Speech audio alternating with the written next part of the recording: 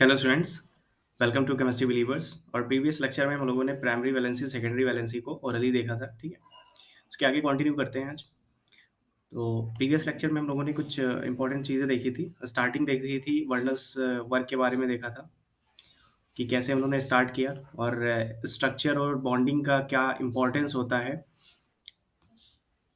Chemistry में। ठीक है, तो वो उन सारी चीज़ों को मैंने वहाँ पे एक्सप्लेन किया था प्रीवियस लेक्चर में। तो इसी से वो जस्ट आगे से स्टार्ट करेंगे उसके।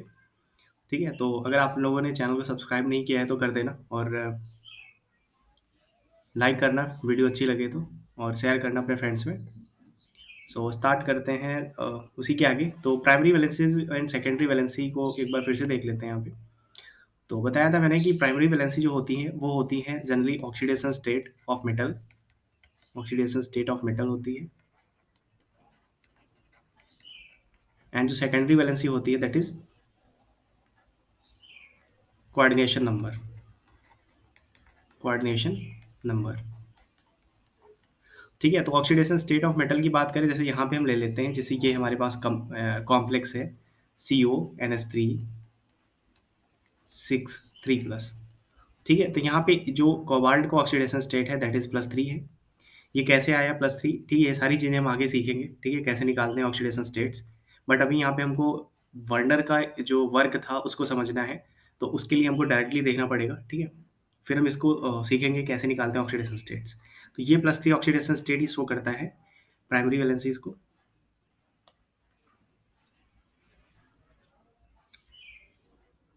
एंड कोऑर्डिनेशन नंबर, ठीक है, जैसे यहाँ पे CO NH3 6 सेम कॉम्प्लेक्स में अगर हम देखें यहाँ पे, तो यहाँ पे ये जो 6 है दैट इज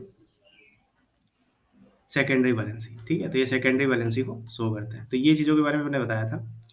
प्राइमरी वैलेंसीज क्या होती है? नॉन डायरेक्शनल होती है। ठीक है, प्राइमरी वैलेंसीज क्या होती है? नॉन डायरेक्शनल होती है। ठीक है, इनमें किसी डायरेक्शन बताने की जरूरत नहीं होती है कि किधर हमारा ऑक्सीडेशन, सॉरी, किधर हमारा इलेक्ट्रॉन जा रहा है। ठीक है, बट सेकेंडरी वैलेंसी की केस में अगर हम बात करें तो ये एरोज बनते हैं।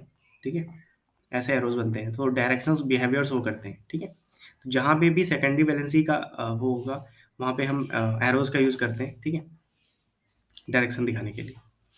सो यहाँ पे अब लीगेंड की बात होगी। ठीक है, डिफरेंट कॉम्प्लेक्सेस में मेटल की बात होगी। ठीक, इन सारी चीज़ों को हम डिटेल में आगे देखेंगे, क्योंकि यहाँ पे अभी स्टार्टिंग है। वर्नर्स ने जो भी वर्क किया था, उन्होंने क्या किया था, उन्होंने कॉम्प्लेक्सेस को काफ़ी स्टडी किया। उसके बाद उन्होंने अपनी दो वैलेंसीज के बारे में बताया। तो उनको हम समझने के लिए यहाँ पे उन कॉम्प्लेक्सेस को डायरेक्ट यहाँ पे सीख रहे हैं, बट ऐसा नहीं कि इन चीज़ों के बारे में देखेंगे नहीं, इनको हम आगे देखेंगे, एक्सप्लेन करेंगे कैसे कॉम्प्लेक्स बनते हैं और ये कैसे, क्या ऑक्सीडेशन स्टेट होती है, कोऑर्डिनेशन नंबर कैसे आता है। ठीक है, सारी चीज़ों को देखेंगे। ओके, सो क्योंकि बुक ऐसे डिज़ाइन की जाती है जहाँ पे ये हिस्ट्री वाइज चलती है। ठीक है, कि जो पहले हुआ वर्क उसको पहले पढ़ाया जाए। ठीक है, लेकिन ऐसा नहीं होता है कि जो साइंटिस्ट पहले डिस्कवर करता है वो कुछ ही चीज़ें डिस्कवर करता है। ठीक, वो कॉम्प्लेक्स की अच्छी स्टडी करता है, उसके बाद में उस चीज़ों को निकालता है। ठीक है, तो हमको डायरेक्टली हम यहाँ पे इस कॉम्प्लेक्स के बारे में इतना कुछ नहीं जानते हैं अभी, बट इस थ्योरी को पढ़ना पड़ेगा। ठीक है, लेकिन मैंने जितना बताया उतना सफिशिएंट है, आगे हम देखेंगे कंटिन्यू करने के लिए। Okay, so secondary valency is directional, and so the complex ion has the particular shape. Example: the complex ion CONH3 3+ is octahedral. Werner deduced the shape of the many complexes. He did this by preparing as many different isomeric complexes of the system was possible. He noted the number of isomer formed and related this number to the number of isomer predicted the different geometric shape. The most coordination number is transition metal complex is 6, and the shape is usually octahedral. The coordination number 4 is also common, and this gives rise the either tetrahedral or square planar complex. Okay, तो Werner ने क्या किया? Werner ने जो complex बनी, ठीक है, मैंने स्टार्टिंग में बताया था प्रीवियस लेक्चर में कि ये एडिशन कंपाउंड होते हैं। एडिशन कंपाउंड दो टाइप के होते हैं, एक डबल सॉल्ट होते हैं, एक कोऑर्डिनेशन कॉम्प्लेक्सेस होते हैं। तो जो कॉम्प्लेक्सेस होते हैं उनको स्टडी किया था वर्नर ने, और वर्नर ने स्टडी स्टार्टिंग में किया था सबसे पहले, और 20 ईयर्स तक स्टडी किया था उस चीज़ को। ठीक है, सिर्फ अ, इनकी बॉन्डिंग स्ट्रक्चर को समझने में 20 ईयर्स लगा दिए थे। ठीक है, उसके बाद नोबेल प्राइज़ भी मिला था उनको लास्ट में इस वर्क के लिए। सो उन्होंने सबसे पहले, जैसे यहाँ पे है, जैसे COCl3 × 6NH3। ठीक है, यहाँ पे ये कॉम्प्लेक्स है, ये एक एडिशन कॉम्प्लेक्स है। यहाँ पे क्या है? यहाँ पे कोबाल्ट क्लोराइड का एक मॉलिक्यूल है एंड 6 मॉलिक्यूल्स ऑफ अमोनिया। ठीक है, ये आपस में एडिशन प्रोडक्ट फॉर्म कर रहे हैं। ठीक है, फिर क्या होता है यहाँ पे COCl3 इंटू 5NH3, ये 5 अमोनिया भी इसके साथ मिलके एक कॉम्प्लेक्स बना लेते हैं, और COCl3 इंटू 4NH3, ये भी इसके साथ मिलके क्या बना लेते हैं, 4 अमोनिया मिलके भी इसके साथ कॉम्प्लेक्स बना लेते हैं। अब इन तीनों का स्ट्रक्चर क्या होगा, ये सारी चीज़ें जानने के लिए कुछ एक्सपेरिमेंट करने पड़े, ठीक है? तो उन एक्सपेरिमेंट को यहाँ पे दिखा गया है, ठीक है? मैं वहाँ पे बता रहा हूँ, ठीक है? इसमें जो भी चीज़ें लिखी हैं मैं उनको एक्सप्लेन कर रहा हूँ अपने वे में, जिससे आपको समझ में आए, ठीक है? तो यहाँ पे जैसे ये कॉम्प्लेक्स मिला, ठीक है? ये मिला, ये 3 कॉम्प्लेक्स मिले। एक में 6NH3 है, एक में 5NH3 है, एक में 4NH3। अब जब स्टडी उन्होंने किया तो उनको लगा कि जो ट्रांजिशन मेटल्स होती हैं, ठीक है? जैसे कोबाल्ट हमारी ट्रांजिशन मेटल है, 3D सीरीज़ की मेटल है, डी ब्लॉक में, ठीक है? तो कोऑर्डिनेशन मेटल्स जो हैं, ट्रांजिशन मेटल्स जो हैं वो जनरली हेक्सा, अ, या बोल सकते हैं कोऑर्डिनेशन नंबर 6 शो करते हैं या 4 शो करते हैं, ठीक है? 2 टाइप की मैं यहाँ पे बता दूँ, जो कॉम्प्लेक्सेस होते हैं ट्रांजिशन मेटल कॉम्प्लेक्स, जनरली क्या करते हैं, 2 टाइप को, एक 6 कोऑर्डिनेशन नंबर शो करते हैं, एक 4 करते हैं। तो 6 हमेशा ऑक्टाहेड्रल होता है, ठीक है? ऑक्टाहेड्रल होता है। एंड 4 2 टाइप से हो सकता है, एक स्क्वायर प्लेनर होता है और एक होता है टेट्राहेड्रल, ठीक है? तो इन सबको देखेंगे, इनका हाइब्रिडाइजेशन देखेंगे, वीवीटी थ्योरी देखेंगे, वहाँ पे सारी चीज़ों को एक्सप्लेन करेंगे, ठीक है? डिटेल से इनको एक्सप्लेनेशन वहाँ पे होगा फिर से, ओके? सो यहाँ पे क्या करना है, यहाँ पे इन चीज़ों इसको देखना है जो यहाँ पे उन्होंने लिखा है। तो यहाँ पे क्या आ रहा है, ये 3AgCl, ये क्या है? यहाँ पे है, Werner treated the cold solution of series of coordination complex with the excess of silver nitrate and weight the silver chloride precipitated the stoichiometry of the complex AgCl form as follows, okay? Werner ने क्या किया, Werner के पास ये complexes थे और इनको study कर रहे थे। तो उन्होंने क्या किया, COCl3 एंड 6NH3 को AgNO3 के साथ ट्रीट किया, सिल्वर नाइट्रेट के साथ, ठीक है? अब सिल्वर नाइट्रेट के साथ जब उन्होंने ट्रीट किया तो उनको क्या मिला, यहाँ पे 3AgCl मिला है, ठीक है? ये प्रेसिपिटेट मिलता है हमेशा, ठीक? जब AgNO3 को आप किसी क्लोराइड सॉल्ट के साथ डालेंगे तो हमें प्रेसिपिटेट मिलता है व्हाइट कलर का, ठीक है? तो ये पीपीटी मिली।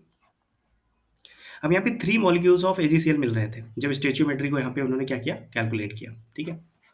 ठीक है? ये काफ़ी डिफ़िकल्ट वर्क था उस टाइम में। तो यहाँ पे 3Cl, इसका मतलब क्या था, ये 3 क्लोरीन को बाहर कर रहा है। Ag क्या कर रहा है, 3 क्लोरीन को बाहर कर रहा है।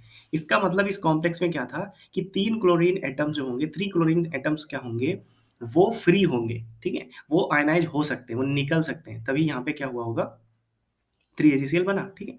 तो उन्होंने इसका जो एक्सपेक्टेड स्ट्रक्चर बताया, वो ऐसे बताया कि CO, इसके साथ में NH3 6 अंदर होंगे और 3 Cl क्या होंगे, बाहर होंगे, ऐसे उन्होंने बताया, ठीक है?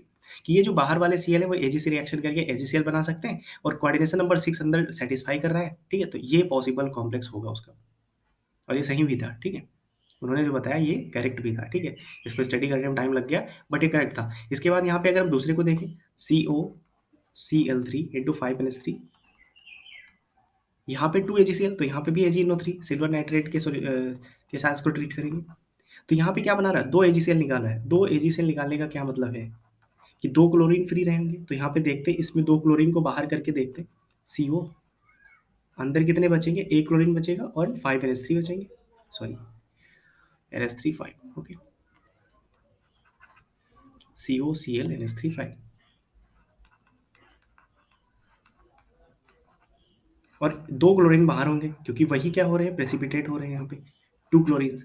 तो यहाँ पे इसका कोऑर्डिनेशन नंबर कितना है, 1 क्लोरीन एंड 5 NH3 6, ठीक है? तो ये भी सैटिस्फाई कर रहा है ऑक्टाहेड्रल को।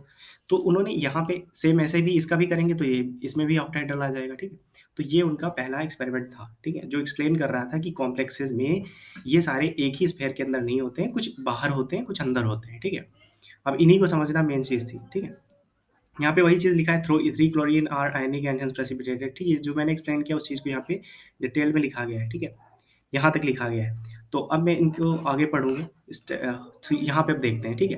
अब जैसे यहाँ पे था, ये जो मैंने पहला बताया था, ठीक? पहले में ये आया था, सेकंड में ये आया था, थर्ड में क्या आएगा? यहाँ पे बना नहीं, लेकिन अगर बनाना हो तो NH3 4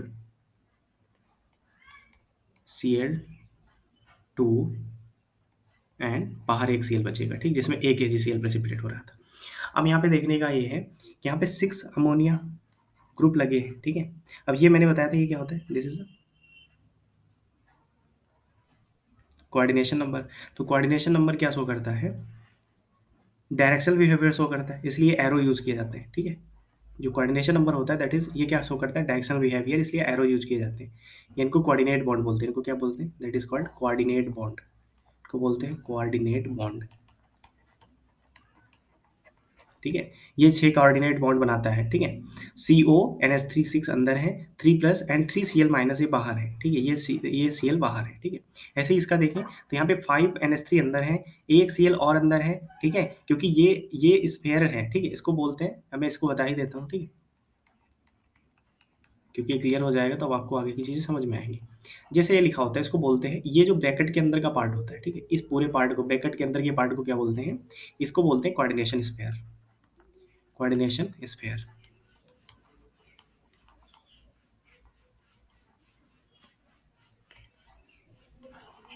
ठीक है, मैं एक जगह अच्छे से लिख दूँ जिससे आपको समझ में आए।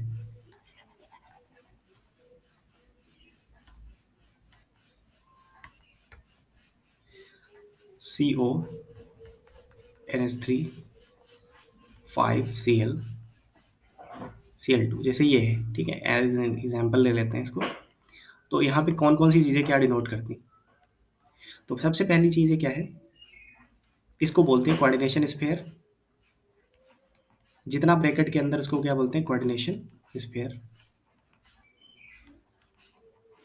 और ये जो अंदर होते हैं, ठीक है, NH3 एंड Cl, इनको बोलते हैं लिगेंड। क्या बोलते हैं? लिगेंड बोलते हैं। ठीक है,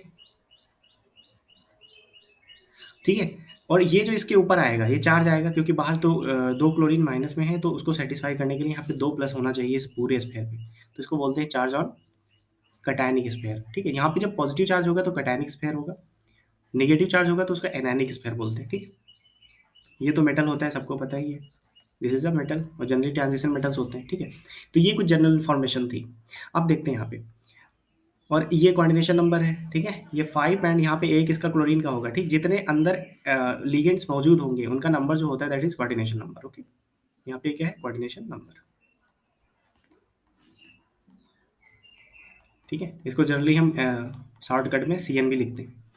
तो यहाँ पे देखो, इसके अंदर कितने हैं? 5 NH3 एंड एक Cl है, तो ये सारे क्या शो कर रहे हैं? ये कोऑर्डिनेशन नंबर को शो कर रहे हैं। ठीक है, 6। बाहर 2 Cl है, उनको फ्री रहने दो। ठीक है, तो ये होता है इनका एक्सप्लेनेशन। और ये देखो, सारे सेकेंडरी वैलेंसी वाले एरो से दिखाए जाते हैं। अभी इनको आप समझेंगे आगे।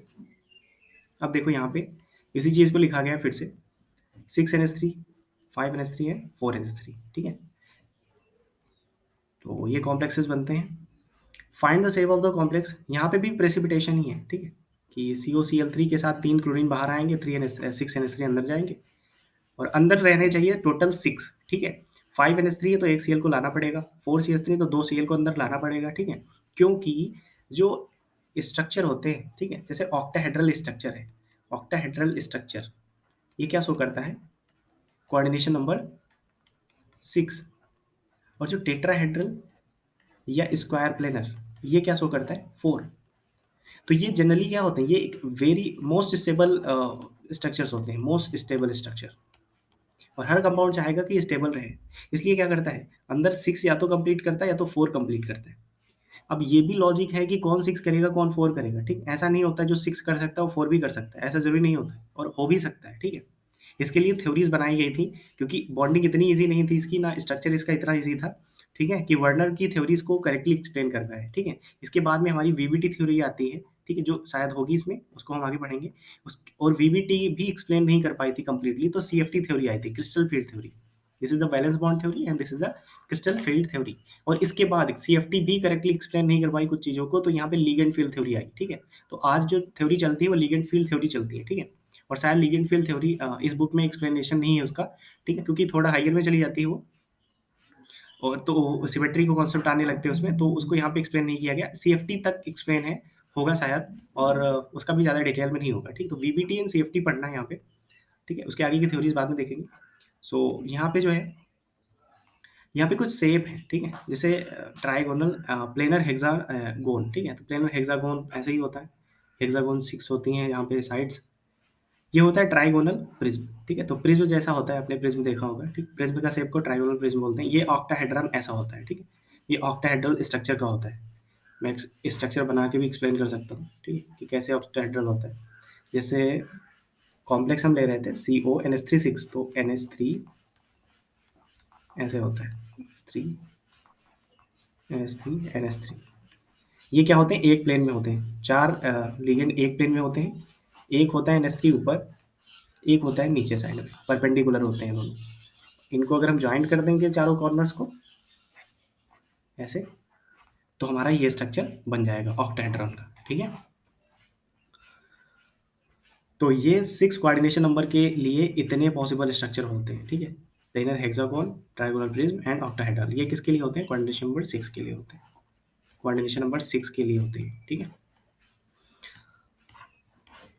अब यहाँ पे देखते हैं, अभी यहाँ पे क्लियर नहीं हुआ था स्ट्रक्चर, ठीक। अब वर्नर ने अपनी थ्योरी में एक्सप्लेन किया, उसी को हम पढ़ रहे हैं, ठीक। अभी यहाँ पे क्लियरेंस नहीं है कि ये स्ट्रक्चर ऐसा ही होगा, ठीक है। अभी हम उनकी थ्योरी पढ़ रहे हैं, तो उनकी थ्योरी में ऐसा नहीं होगा कि सारी चीज़ें सही रही हों, ठीक है, लेकिन हमको पढ़ना पड़ रहा है, क्योंकि वो सही हो या गलत हो, उनको पहले सीखेंगे फिर आगे बढ़ेंगे, ठीक है। क्योंकि 20 ईयर्स तक उन्होंने स्टडी किया इस चीज़ को, तो उन्होंने जो भी कंक्लूजन निकाला होगा इंपॉर्टेंट ही होगा, ठीक है। क्योंकि उसमें कुछ अच्छी चीज़ें होंगी। MX6 जैसे यहाँ पे है, तो यहाँ पे ऑब्जर्व हुआ एक octahedral structure, planar hexagon predict किया गया कि MX6 क्या कर सकता है, ऑक्टाहेड्रल दिखा सकता है, प्लेनर हेक्सागोन दिखा सकता है और ट्रायंगुलर प्रिज्म दिखा सकता है, ठीक है। तो ऐसे स्ट्रक्चर्स दिखाए गए कि इसकी ये प्रेडिक्ट किया गया कि ऐसा हो सकता है। प्रेडिक्ट करने का मतलब रियल नहीं होता है, ठीक है, शायद ना हो, ठीक है। तो इनको हम देखेंगे है कि नहीं, ठीक है। ये सारे कॉम्प्लेक्सेस हैं, इनको हम बाद में देखते हैं। तो जनरली क्या होता है, अगर हम कहना चाहें तो यहाँ पे बहुत सारे प्लेनर हेक्सागोन या ट्रायंगुलर प्रिज्म नहीं भी शो करते हैं और बहुत सारे शो करते हैं, ठीक है। तो ये बाद में देखेंगे इसका एक्सप्लेनेशन, बट उन्होंने जो प्रेडिक्ट किया था, उनकी जो टेबल थी, उसको यहाँ पे दिखाया गया है, ठीक है। तो इसके बाद में क्या देखेंगे, result are strongly suggested that these complexes have an octahedral shape. Generally क्या करते थे, ऑक्टाहेड्रल शेप ही शो करते थे। This proof was not absolute proof, as it was just possible that correct experimental condition have not been found on the preparing of the isomers. More recently the X-ray, more recently का मतलब अभी जल्दी के जो x ray structures हैं have been determined and these establish that the shape is octahedral, ठीक है। ये बताया गया कि ये जो शो कर रहे हैं ना, कि भाई पॉसिबल तो हमारा प्लेनर हेक्सागोन हो सकता है, ट्राइगोनल प्रिज्म, बट ये सारे पॉसिबल अब जब रिसेंटली इसकी स्टडी हुई तो सिर्फ ऑक्टाहेड्रल शेप के ही सारे थे, ठीक है। ये शेप नहीं थे, ठीक है। बहुत रेयरली केसेस में जब हम क्लस्टर्स पढ़ेंगे, ठीक है, क्लस्टर्स पढ़ते हैं, बोरेन, नीडो, क्लोजो, ठीक है, तो वहाँ पे देखते हैं ये सब बोरॉन के कॉम्प्लेक्सेस जो होते हैं, ठीक है, मैंने इनको पढ़ाया भी है पी ब्लॉक में, तो आप वहाँ से देख सकते हैं। तो यहाँ पे इन चीज़ों को वहाँ पे हम देखते हैं, बट यहाँ पे जो जनरली स्टडी हुआ तो कॉम्प्लेक्सेस ऑक्टाहेड्रल ही शो कर रहे थे, ठीक है। ये एक्सरे डिफ्रैक्शन स्टडी हुई, ठीक है, मैंने बताया था प्रीवियस लेक्चर में एक्सरे डिफ्रैक्शन के बारे में, okay. So more recently with a bidentate ligand such as ethylene diamine 1,2-diaminoethane, two optically active isomer have found. Okay. Similarly, the version extend the range of complexes included the PTNS32, Cl2 and PT platinum palladium. ये coordination number 4 है जो कि tetrahedral या square planar दोनों show कर सकते हैं, ठीक है, कोई शो करते हैं। अब वर्नर इतना एक्सप्लेन नहीं कर पाए थे कि क्या शो करते हैं, ठीक। उन्होंने कहा कि 4 कोऑर्डिनेशन नंबर होती है तो ये दोनों में से कोई एक शो करेगा। वीवीटी ने इसको एक्सप्लेन किया था मैग्नेटिक मोमेंट के बेसिस पे, तो उसको आगे देखेंगे। Werner was able to prepare two different isomer of these complexes. A tetrahedral complexes can only exist one form, but a square planar complexes can exist in two isomeric form. The proved these complexes are square planar rather than the tetrahedral, ठीक है। तो ऐसा हुआ था कि Werner ने क्या किया कि जो कोऑर्डिनेशन नंबर 4 वाले थे, तो मैंने बताया था कि 2 ही शो करते हैं, कोऑर्डिनेशन नंबर 4 है तो 2 हो सकते हैं पॉसिबल, एक टेट्राहेड्रल पॉसिबल हो सकता है, एक स्क्वायर प्लेनर। तो वर्नर ने क्या किया कि वो डायरेक्टली तो बता नहीं पाए, बट उन्होंने कहा कि हम आइसोमेरिक फॉर्म बनाते हैं। तो कहा कि टेट्राहेड्रल का आइसोमेरिक फॉर्म एक ही हो सकता है, ठीक, मतलब जो है सो उसके अलावा दूसरा नहीं हो सकता, ठीक। जो स्ट्रक्चर है टेट्राहेड्रल ऐसे होता है, तो इसका एक ही फॉर्म होगा, दूसरा आइसोमर इसका नहीं बना सकते। लेकिन जो स्क्वायर प्लेनर होता है उसके 2 आइसोमर पॉसिबल होते हैं, ठीक है। जैसे यहाँ पे देख लो, यहाँ पे स्क्वायर प्लेनर कॉम्प्लेक्स का एक क्या है, एक है एक सिस है, एक ट्रांस है, ठीक है। तो दो ठीक है, 2 कॉम्प्लेक्स यहाँ पे पॉसिबल है स्क्वायर प्लेनर के, 2 आइसोमर, ठीक है। तो उन्होंने ऐसे इसको पता लगाया था कि कौन सा स्क्वायर प्लेनर है, कौन सा टेट्राहेड्रल। उन्होंने देखा जिसका 2 आइसोमर मिल जा रहा है वो स्क्वायर प्लेनर होगा और जिसका आइसोमर नहीं मिल रहा है वो टेट्राहेड्रल होगा, ठीक है। तो उन्होंने ये अपना फंडा यूज़ किया था स्क्वायर प्लेनर एंड टेट्राहेड्रल को समझने के लिए, ठीक है। सो ये आज के लेक्चर की कुछ इंपॉर्टेंट पॉइंट्स थे। और यहाँ पे एक चीज़ और बता दूँ, यहाँ पे जो एथिलीन डायमीन की बात की, दैट इज़ अ बाइडेंटल लिगेंड, ठीक है? 2 डोनर एटम्स होते हैं, ठीक है? तो 2 डोनर एटम्स का मतलब क्या होता है, जो इलेक्ट्रॉन डोनेट करते हैं, जो लिगेंड्स होते हैं उनको बोलते हैं, ठीक है? तो ये 2 आइसोमेरिक फॉर्म में हो सकते हैं, ठीक है? ये जो इसका शेप बना है, स्ट्रक्चर बना है, दैट इज़ ये बस ऐसे बना दिया गया है, ठीक है? इसमें लिगेंड को डिनोट नहीं किया गया है, ठीक है? ये कहाँ पे लगा है? यहाँ पे ये लगते हैं ऐसे, ये अगर मैं इसको बनाना चाहूँ तो यहाँ पे एथिलीन डायमीन लगता है। ये क्या होता है?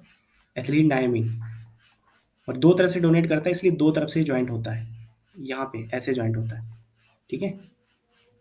और यहाँ पे भी एथिलीन डायमीन क्या करता है? ऐसे जॉइंट होता है, ठीक है? और यहाँ पे भी एथिलीन डायमीन ऐसे जॉइंट करता है, ठीक है? तो ये कुछ होता है इसका कॉम्प्लेक्स। तो हम इसको देखेंगे डिटेल में नेक्स्ट लेक्चर में कि एथिलीन डायमीन कैसे जॉइन करता है और क्या इंपॉर्टेंस होता है। लिगेंड्स के बारे में कल देखेंगे, ठीक है? क्योंकि मुझे नहीं लगता सेपरेटली इसमें लिगेंड्स के बारे में कुछ बताया गया है, ठीक है? अगर होगा तो हम उसको ज़रूर देखेंगे, ठीक है? अगर नहीं होगा तो मैं उसको कल एक्सप्लेन करूँगा सबसे पहले, ठीक है?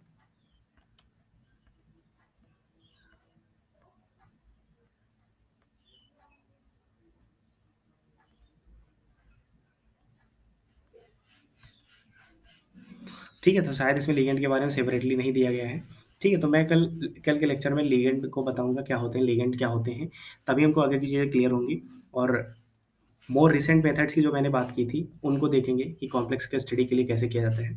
ठीक है, तो ये सारा डिटेल में आएगा, और आपके जो भी क्वेश्चंस हैं, आपके जो भी डाउट्स हैं, तो आप पूछ सकते हैं। टेलीग्राम चैनल मेरा लिंक है, उसको आप जॉइन कर सकते हैं। वहाँ पे हमसे डायरेक्ट क्वेश्चन कर सकते हैं, अपने डाउट्स रख सकते हैं, ओके? और आपको जो सजेशंस आप दे सकते हैं, क्योंकि जो इम्प्रूवमेंट कर रहा होगा। बाकी आपको वीडियो अच्छी लगी तो लाइक करना, और चैनल को सब्सक्राइब ज़रूर कर देना, ठीक है? और फ्रेंड्स में शेयर करना, और आगे की वीडियोज़ जो है इसकी इसी के आगे जस्ट स्टार्ट होंगी, ठीक है? तो जो भी वीडियोज़ मैं बनाता हूँ उसको कंटिन्यू रखता हूँ, ठीक है? जैसे यहाँ पे जो वीडियो जहाँ पे खत्म हो रही है उसके जस्ट आगे से स्टार्ट होगा, ठीक है? तो प्रीवियस की वीडियोज़ को ज़रूर देखिए, क्योंकि सारी एक-दूसरे से जॉइंट हैं, ओके? सो आई होप आपको आज का कॉन्सेप्ट समझ में आया होगा। Thank you.